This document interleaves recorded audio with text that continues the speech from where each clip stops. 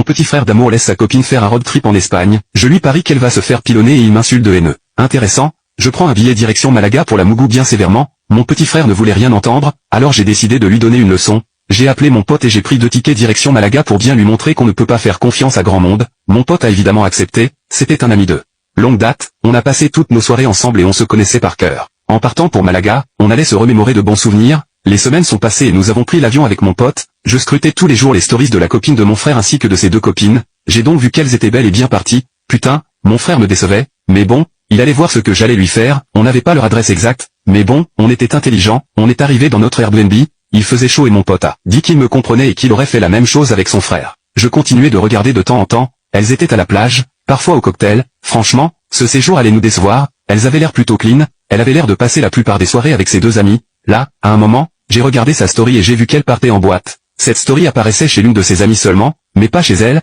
alors qu'elle partageait toute sa vie, je me suis dit qu'elle voulait sûrement cacher quelque chose. Bref, sa copine avait bien mis le nom de la boîte alors je l'ai recherché sur internet avec mon pote et nous sommes partis pour nous y rendre. Arrivé là-bas, j'ai essayé de rentrer dans la boîte avec mon ami, mais le vigile a refusé car nous n'étions pas accompagnés, alors, nous, on est des grands habitués et on savait quoi faire, on a fait le tour, la boîte était à côté de la plage, alors on a parlé avec des filles et on a réussi à en rappeler avec vous, on est revenu vers le vigile, évidemment. On lui parlait en anglais car je ne savais que dire hola, je suis rentré dans la boîte et là, on a commencé à chercher ces filles, en restant discret, il y avait énormément de monde et là, j'avançais et j'ai bousculé quelqu'un, c'était une fille et elle a tourné ses yeux directement vers moi, là, j'ai reconnu la copine de mon frère, mais elle ne m'avait pas reconnu évidemment car je me tenais toujours éloigné des affaires de mon frère, elle m'a dit excusez-moi et je lui ai dit, don't worry, Bella, elle a rougi, j'ai continué ma route en faisant un signe de la tête à mon pote, voilà, on l'avait trouvée, on observait un peu son comportement, franchement, elle m'avait l'air d'être une fille bien, elle dansait qu'avec ses 2 amis et elle repoussait la plupart des avances qui lui étaient faites, j'étais étonné et mon pote aussi, il m'a soufflé à l'oreille que mon frère avait trouvé la bonne, franchement, c'était sûrement vrai,